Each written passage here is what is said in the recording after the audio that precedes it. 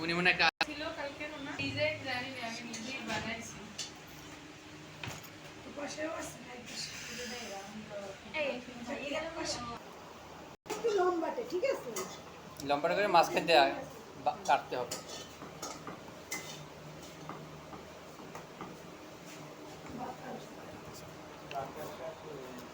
লম্বা করে বের করে দিন হ্যাঁ কি বলে আমি কোন টিপস লিখতেছি না 2 দিন তোদের ভিডিওর তালে তালে মানুষ সেবা করতে নিজেরা ওই যে ওই গোলটারে জানি কি বলে পেলা আমাদের ভাষায় আমার আম্মু ওই পেলাই বলে পানি দিয়েছে মাছের এটা কি আন্দাজ মতো দিয়েছে এর মধ্যে একটু বোম্বাই দিলে আরো মজা রাখবে না বোম্বাই দিলে কি রান্নার সময় ম্যাডাম জানি সব পারি নিজে এটা লিখে রাখছি লম্বাটা না দেখলে পরীক্ষার সময় তো এগুলো লাগবে বেশি মনে থাকবে সব একটু উঠানোর আগে আগে দেয় দুলে বাতানো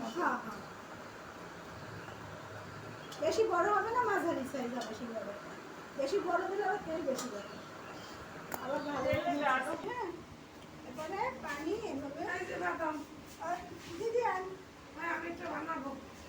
সিঙ্গারা পেঁয়াজ বড় এটা হলো কিসের মতো খিল্লি বানায় না পানে এই পাঁচটা কাটা হয়েছে ওইটা সেটা পানি দেবো বাদাম কাটা অংশ নিচে এরপরে আমি এর ভিতরে এটা একটা দেবো ঠিক আছে না না কতগুলো হবে না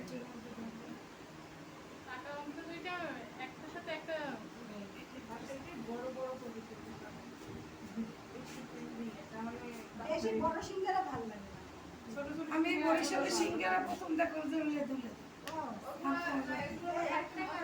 তেল করে নেই এখানে একটা সিঙ্গারা পানি দিতে হবে দিয়ে এটা মাঝখান বরাবর থাকবে আমার এবার রাখতে হবে আর না এই একটা মাঝখান বরাবর একটা পিস এখন শিখানোর সিস্টেম ভালো অনেকে ফস করে এটা পেঁয়াজ দিয়ে বলে না এই যে মাঝখানে একটা পিস এখানে একটু পানি লাগাবো লাগাইয়া এই কোনা এই ভাঁজটা মাঝখানে থাকবে ঠিক আছে এরপরে এই পর্যন্ত আসবে আসে এই ভাঁজ সোজা একটা পিস